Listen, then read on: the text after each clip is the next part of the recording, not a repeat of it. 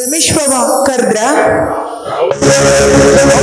ಕವಿತಾ, ಅಪ್ಪಾಜಿ ಮನೆಯಲ್ಲಿಲ್ಲವೇ? ಅವರು ಹೊರಗಡೆ ಹೋಗಿದ್ದಾರೆ. ಯಾಕೆ? ನಾನಿರೋದು ನಿಮ್ಗೆ ಇಷ್ಟ ಇಲ್ವಾ? ಹಾಗಂತ ಯಾರು ಹೇಳಿದಾರ ಮಹಾಕವಿತಾ? ನೋಡ್ ರಮೇಶ್, ನನ್ನನ್ನ ಕಂಡ್ರೆ ನೀವು ಅಷ್ಟೊಂದು ಯಾಕೆ ಭಯ ಪಡ್ತೀರಾ? ನನ್ನನ್ನ ಕಂಡ್ರೆ ನಿಮ್ಗೆ ಆಗೋದಿಲ್ವಾ? ಹಾಗೇನಿಲ್ಲಮ್ಮ, ನೀನು ನನ್ನ ತಮ್ಮನ ಹೆಂಡತಿ. ನಿನ್ನ ಮೇಲೆ ನನ್ನ ಪ್ರೀತಿ ಸದಾ ಇದ್ದೇ ಇದೆ ಸದಾ ಇದ್ದೇ ಇದೆ. ರಮೇಶ್, ನಾನು ನಿಮ್ಮ ತಮ್ಮನ ಹೆಂಡತಿ ನಿಜ, ಆದ್ರೆ ನಾನೇನು ಸ್ವಂತ ಅಲ್ವಲ್ಲ ರಮೇಶ್. ಈ ನಿಮ್ಮ ದೃಢವಾದ ದೇಹ ನೋಡ್ತಾ ಇದ್ರೆ ಯಾಕೋ ನನ್ನ ಮನಸ್ಸು ಚಂಚಲವಾಗ್ತಾ ಇದೆ. ಕವಿತಾ, ಏನು ಹೇಳ್ತಿರುವೆ ನೀನು? ನೀನು ನನ್ನ ತಾಯಿ ಇದ್ದಾಗ ತಾಯಿ ಇದ್ದಾಗೆ. ರಮೇಶ್, ಅಂಗಳದ ಹುಡಿಯಾಗಿ ಬದುಕೋದಕ್ಕಿಂತ ಅಟ್ಟದ ರಾಜನಾಗಿ ಮೆರಿಬಹುದು ರಮೇಶ್. ಬಾ ರಮೇಶ್, ಯಾಕಷ್ಟೊಂದು ಆತುರ ಪಡ್ತಾ ಇದೀಯಾ? ಕವಿತಾ, ಏನಾಯ್ತು ನಿನಗೆ? ಎಂತ ಕೆಟ್ಟ ನುಡಿಗಳು ನಿನ್ನ ಬಾಯಿಯಿಂದ? ಭಾವನೆಂದರೆ ತಂದೆಯ ಸಮಾಮ. ನೀನು ನನಗೆ ಮಗಳಿದ್ದಾಗೆ ತಾಯಿ, ಮಗಳಿದ್ದಾಗೆ. ದಯವಿಟ್ಟು ನಿನ್ನ ಕಾಮದ ಕಣ್ಣನ್ನು ನನ್ನ ಮೇಲೆ ಹಾಕಬೇಡ ತಾಯಿ, ಹಾಕಬೇಡ. ಹಾಗೆನ್ನದಿರು ರಮೇಶ್. ಗಂಡನಿಂದ ಯಾವ ಸುಖವನ್ನು ಕಾಣದೆ ಕಾದು ಕಬ್ಬಿನ ಸಲಾಕೆ ಅಂತಾಗಿದೆ ನನ್ನ ಮನ. ಬೇಡ ತಾಯಿ, ತಂದೆ ತಾಯಿ ಸತ್ತರು, ಹಿರಿಯ ಅಣ್ಣ ಇರಬೇಕೆನ್ನುವ ಈ ಕಾಲದಲ್ಲಿ ನನ್ನ ತಮ್ಮನ ಬಾಳು ಬಂಗಾರ ಮಾಡಬೇಕೇ ಹೊರತು ಹಾಳು ಮಾಡಬಾರದಮ್ಮ, ಹಾಳು ಮಾಡಬಾರದು. ನೋಡು ಕವಿತಾ, ಈ ಸಮಾಜದಲ್ಲಿ ಮಗಳೊಂದಿಗೆ ತಂದೆ ಸಂಸಾರ ಮಾಡುವುದುಂಟೆ. ಕವಿತಾ, ಮೊದಲು ನಿನ್ನ ಹೇಸಿ ಬುದ್ಧಿಯನ್ನು ಮೊದಲು ಬದಲಾಯಿಸಮ್ಮ. ಕವಿತಾ, ನೀನು ಮಗಳೆಂದು ಬಂದರೆ ನೀನು ತಂದೆ ಅಂತ ಬಂದರೆ ನಾನು ನಿನ್ನನ್ನು ಮಗಳೆಂದು ಅಪ್ಪಿಕೊಳ್ಳುವೆ, ಅಪ್ಪಿಕೊಳ್ಳುವೆ. ನೋಡು ರಮೇಶ್, ಕಾಮವೆಂಬ ಪ್ರೇಮದ ಕಿಡಿ ನನ್ನ ಎದೆಯಲ್ಲಿ ಚಿಮ್ಮುತ್ತಿವೆ. ಬಾ ರಮೇಶ್. ಕವಿತಾ, ಕಾಮ ಕಿಡಿಗಳಿಗೆ ನೀರಾಗಿ ಬರುವ ನಮ್ಮ ತಮ್ಮನನ್ನು ನೋಡಿ ದೂರಪಟ್ಟು ಪೆಟ್ಟು ತಿನ್ನಬೇಡ, ಪೆಟ್ಟು ತಿನ್ನಬೇಡ. ಅವನ ಪ್ರೇಮ ಪ್ರವಾಹಕ್ಕೆ ನಿನ್ನ ಮನದಲ್ಲಿ ಗೋಪುರದ ಗುಡಿಯನ್ನು ಕಟ್ಟಮ್ಮ, ಗೋಪುರದ ಗುಡಿಯನ್ನು ಕಟ್ಟು. ರಮೇಶ್, ನೀನು ಹೇಳಿದ ತರ ಗೋಪುರದ ಗಡಿ ಕಟ್ಟುವ ಶಕ್ತಿ ನನ್ನಲ್ಲಿ ಮೀರಿ ಹೋಗಿದೆ. ದಯವಿಟ್ಟು ಇಲ್ಲ ಅನ್ಬೇಡ, ಬಾ. ಚೆನ್ನಾಗಿದೆ ನಿನ್ನ ಮಾತು. ಆದರ ಮಾಡುವ ಹಾಗಾಗಿದ್ದೆ ನೂರಾರು ಗಂಡಸರ ಪಕ್ಕದಲ್ಲಿ ಬಿದ್ದು ನೂರಾರು ಬಣ್ಣ ಬದಲಾಯಿಸುವ ಬಣ್ಣದ ಚೆಟ್ಟನೇನು. ಕವಿತಾ, ಪತಿವರ್ತೆಗೆ ಒಂದು ಬಣ್ಣವಾದರೆ ನಿನ್ನಂತ ಆದರ ಮಾಡುವ ಹಾದರಗಿತ್ತಿಗೆ ನೂರಾರು ಬಣ್ಣ. ನೀನು ನೂರಾರು ಬಣ್ಣ ಬದಲಾಯಿಸುವ ಸತೀ ಸೋಲನೇನು. ನಿನ್ನಿಂದ ಧರ್ಮ ಪಾಠ ಹೇಳಿಸಿಕೊಳ್ಳಲು ನಾನಿಲ್ಲಿ ನಿಂತಿಲ್ಲ. ಶೀಲವೆಂದರೆ ಹರಿಯುವ ನೀರು ಎಂದು ತಿಳಿಯಬೇಡ ಮಹಾಕವಿತಾ. ಸೂಳೆಯಾಗಿ 100 ವರ್ಷದಿಂದ ಬದುಕುವುದಕ್ಕಿಂತ ಪತಿವರ್ತೆಯಾಗಿ ಒಂದು ದಿನ ಬದುಕ ಮಹಾಕವಿತಾ. ಅದನ್ನು ಬಿಟ್ಟು ದುಃಖದ ದುರಾಸೆಗೆ ಕಾಮದ ಮಯಕ್ಕೆ ನೀನು ಮೈ ಮಾಡ್ತೇನೆಂದ್ರೆ ನೀನು ಹೆಣ್ಣಲ್ಲ, ಒಮ್ಮರೆ.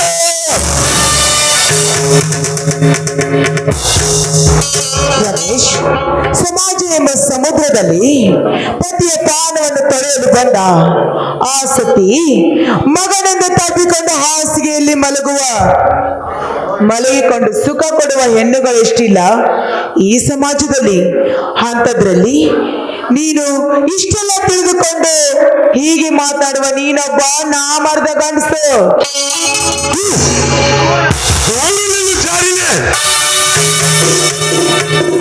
ಆದರವನ್ನು ಆದರ ಮಾಡುವ ಆದರಗಿತ್ತಿ ಬಂಧನವೇ ಕೊಡ್ತಿಲ್ಲ ಕತ್ತೆ ನೀನು. ನೀನು ನನ್ನ ಗಂಡಸ್ತನೊಳಗೆ ಮಾತನಾಡ್ತೀಯಲ್ಲ, ನೀನು ಒಂದು ತಂದೆಗೆ ಜನಿಸಿದವಳಲ್ಲ.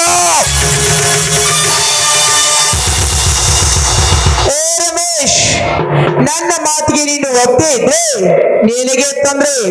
ನೋಡು, ಹೆಣ್ಣು ಒಲಿದರೆ ನಾರಿ, ಮುನಿದರೆ ಮಹಾಮಾರಿ, ಮಾರಿಯಾಗುವೆ ಎಚ್ಚರ. ಬಲೆ ಬುದ್ಧಿವಂತಳಮ್ಮ ನೀನು ಕವಿತಾ. ಹೆಣ್ಣು ಬಾಳಿನ ಕಣ್ಣು ಎನ್ನುವ ಈ ಪುಣ್ಯ ಭಾರತದಲ್ಲಿ ಹೆಣ್ಣು ಹುಣ್ಣು ಎನ್ನುವುದಕ್ಕೆ ನೀನೇ ಸಾಕ್ಷಿ. ಕವಿತಾ, ಕಾಮರಮಕ್ಕೆ ಕೈ ಮಾಡಿ ಕರೆಯುವ ನೀನು ಹೊಟ್ಟೆ ಪಾಡಿಗೆ ಮೈ ಮಾರುವ ಸೂಳೆಗಿಂತ ಮಿಗಿಲಾದ ಸೂಳೆ ನೀನು.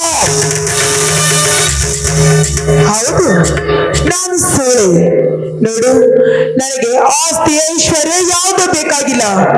ನನಗೆ ಬೇಕಾಗಿದ್ದು ಸುಖ, ಅದು ನನಗೆ ಬೇಕು. ಕವಿತಾ, ನಿಮ್ಮಂತ ನಾರಿಯರು ಹೀಗೆಂದ ತಿಳಿದು ಮದುವೆಗೂ ಮುಂಚೆ ಹೊಟ್ಟೆ ತುಂಬಿಸಿಕೊಂಡು ಹೆತ್ತ ತಂದೆ ತಾಯಿಗೆ ಮಗಕ್ಕೆ ಮಸುವೆಯುವ ಮದ ರಮೇಶ್, ಈ ನಿನ್ನ ಪಾಠ ಕೇಳಿದು ಕುಳಿತುಕೊಳ್ಳಲು ನಾನೇನೋ ಮೂರ್ಖಳಲ್ಲ. ಬಾ ರಮೇಶ್, ನಿನಗಾಗಿ ಸ್ವರ್ಗದ ಬಾಗಿಲು ತೆಗೆದಿದೆ. ಬಾ. ಕೈ ಬಿಡುತ್ತಾ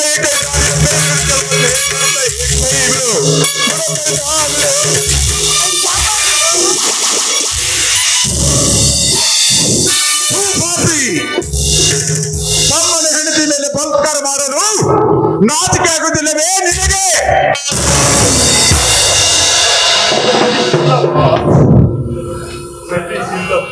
ಸತೀಶ್, ಇಲ್ಲಪ್ಪ ಇಲ್ಲ.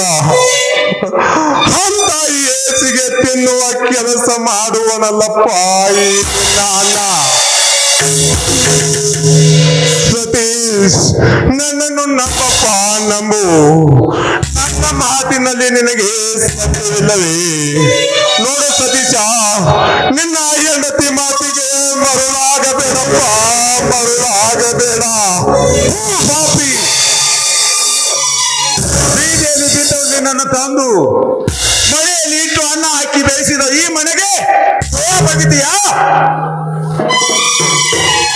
ತಮ್ಮನ ಹೆಂಡತಿ ಮೇಲೆ ಬಲಾತ್ಕಾರ ಮಾಡೋದು ನಿನಗೆ ನಾಚಿಕೆ ಆಗೋದಿಲ್ಲವೇನೆ?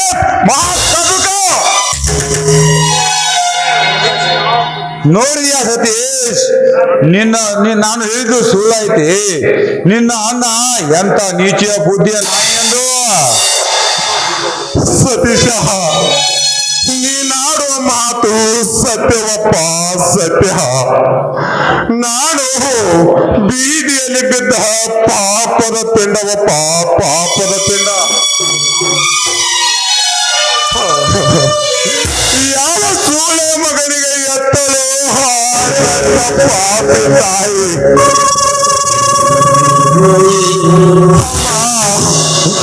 ಆವಾಗ ನನ್ನನ್ನು ಯಾವ ಕೆಟ್ಟ ಮರುವಿಗೆ ಸೆರೆಗೋ ಹಾಸಿ ಎತ್ತು. ಅಮ್ಮ, ಆವಾಗ ನನ್ನನ್ನು ಕರೆದುಕೊಂಡು ಹೋಗಬಾರದಿತ್ತೇನಮ್ಮ.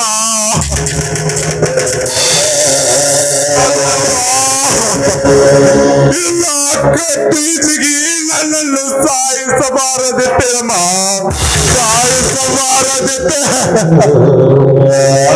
ನೋಡ್ರಿ, ಇವನ ಬಣ್ಣದ ಮಾತಿಗೆ ನೀವು ಬರಲಾಗಬೇಡಿ. ಮೊದಲು ಈ ಪಾಪಿಯನ್ನ ಈ ಮನೆಯಿಂದ ಹೊರಗಾಕಿ. ಪಾಪಿ, ಭಿಕಾರಿ. ಹೌದಮ್ಮ, ನಾನು ಭಿಕಾರಿ.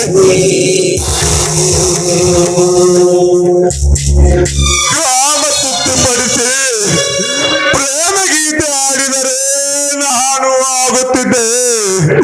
ಈ ಮನೆಯ ರಾಜ.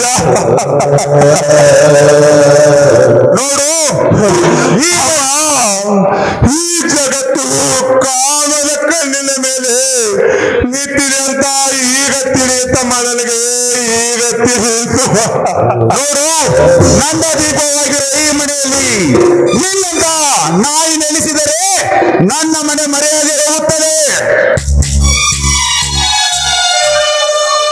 Get out!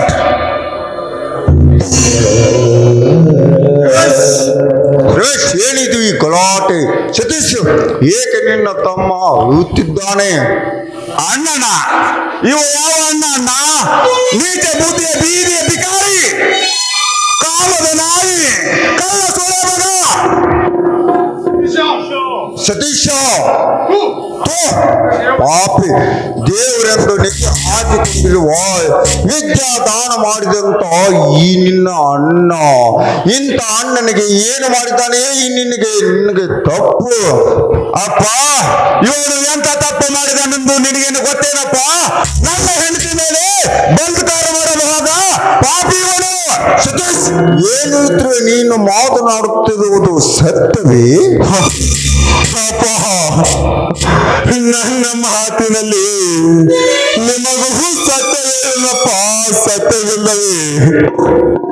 ಅಪ್ಪ, ನನ್ನ ಎತ್ತ ತಂದೆ ತಾಯಿ ಮೇಲೆ ಹಾನಿ ಮಾಡಿ ಕೇಳುತ್ತೇನಪ್ಪ.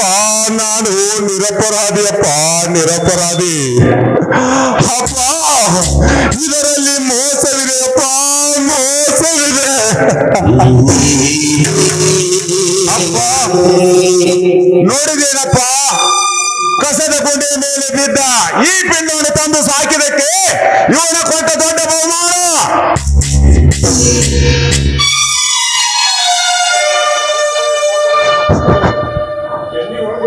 ನೋಡ್ರಿ, ಇವರ ಬಣ್ಣದ ಮಾತಿಗೆ ನೀವ್ಯಾಗೂ ಮರಳಾಗಬೇಡಿ. ಮತ್ತು ನಾಯಿ ಕಾಮುಕ, ನಿನ್ನ ಸುಳ್ಳನ್ನು ಬಚ್ಚಿಡಲು ಕಪಟ ನಾಟಕ ಆಡುತ್ತಿರುವೆ ಪಾಪಿ. ಸತೀಶ, ಹೊಡೆಯಪ್ಪ, ಹೊಡೆ. ನೀನು ಸಣ್ಣವನಿದ್ದಾಗ ಕೆನ್ನೆ ಕೊಟ್ಟು ಹೊಡಿಸಿಕೊಳ್ಳುತ್ತಿದೆಯಪ್ಪ, ಅದು ನಿನ್ನ ಸಂತೋಷಕ್ಕಾಗಿ. ಆದರೆ ತಪ್ಪಿನಾರು ಮಾಡಿದರೆ ತಪ್ಪು ತೃಪ್ತಿಯಾಗುವವರೆಗೆ ಒಡೆಯಪ್ಪ, ಒಡೆ. ಆದರೆ ಕಾಮುಕ ಎಂದು ಚುಚ್ಚಿ ಮಾತನಾಡಬೇಡಪ್ಪ, ಚುಚ್ಚಿ ಮಾತನಾಡಬೇಡ.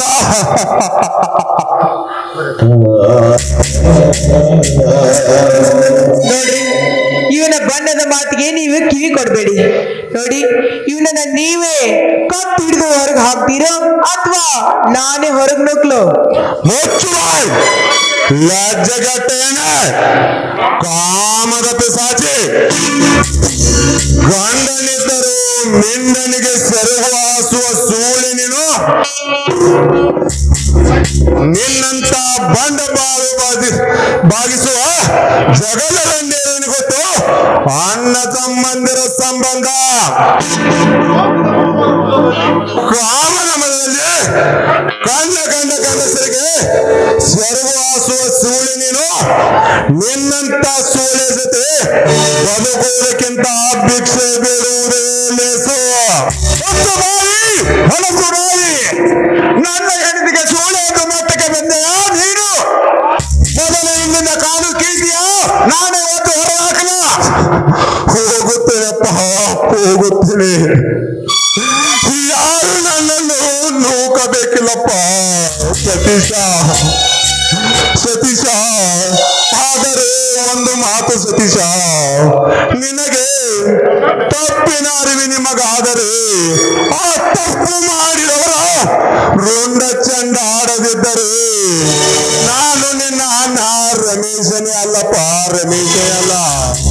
ನೋಡು ಸತೀಶ, ನಿನ್ನ ಹೆಂಡತಿ ಯಾವ ಕಾರಣ ಹೇಳಿ ಹೊರಾಕೋಳು ಆ ನನ್ನ ತಂದೆಯನ್ನು? ಸತೀಶ, ಈ ಸುಳ್ಳೆಯ ಮಾತಿಗೆ ಮರುಳಾಗಿ ನನ್ನ ತಂದೆಯನ್ನು ಹೊರ ಹಾಕಬೇಡಪ್ಪ, ಹೊರ ಹಾಕಬೇಡ.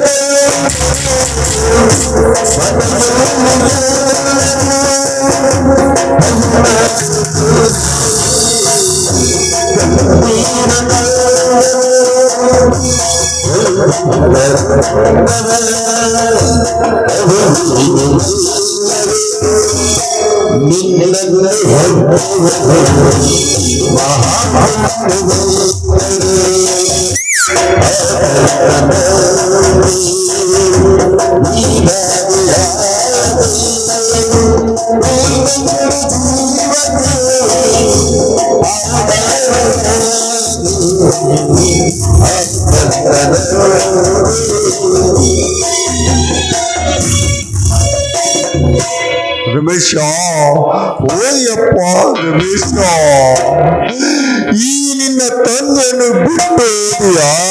ಅಯ್ಯೋ, ಈ ಮನೆಯಲ್ಲಿ ನಾನು ಏನಂತೂ ಜೀವನ ಮಾಡಲಿ ರಮೇಶ.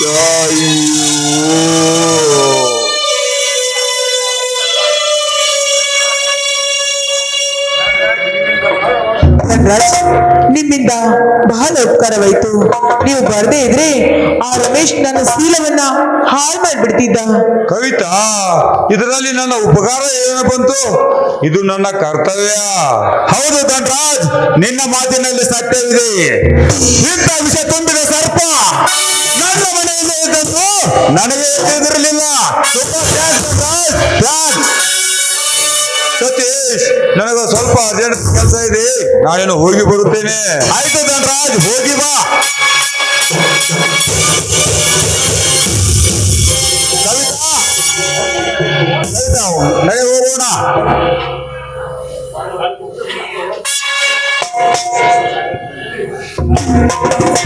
ಅಯ್ಯೋ, ಏನು ವಿಚಿತ್ರ ಆಗುತ್ತದೆ ಈ ಬಡ ಶಿವಪ್ಪನ ಮನೆಯಲ್ಲಿ. ಸಾಕು ಮಗ ಎಂದು ನಾನು ಬೆಳೆಸಿದ ಮಗನನ್ನು, ನನ್ನ ಸ್ವಂತ ಹೊಟ್ಟೆಯಲ್ಲಿ ಹುಟ್ಟಿನ ಮಗನೇ ಇಂದು ಅನಾಥ ಮಗನನ್ನು ಹೊರಗೆ ಹಾಕಿದ. ಇಂಥ ವೇಷಿಯನ್ನನ್ನು ಕಟ್ಟಿಕೊಂಡು ಬಂದಿರುವ ಈ ನನ್ನ ಮಗ ನಾಳೆ ನನ್ನ ಮನೆಗೆ ಕೀರ್ತಿಯನ್ನು ತರುವುದಿಲ್ಲ. ಈ ನನ್ನ ಮನೆತನಕ್ಕೆ ಬೆಂಕಿಚ್ಚಿ ಹೋಗುತ್ತಾನೆ ಇವನು ನನ್ನ ಮಗನೇ. ಧಿಕ್ಕಾರವಿಲ್ಲ ಈ ನಿನ್ನ ಮಹಾಕುತಂತ್ರಕ್ಕೆ.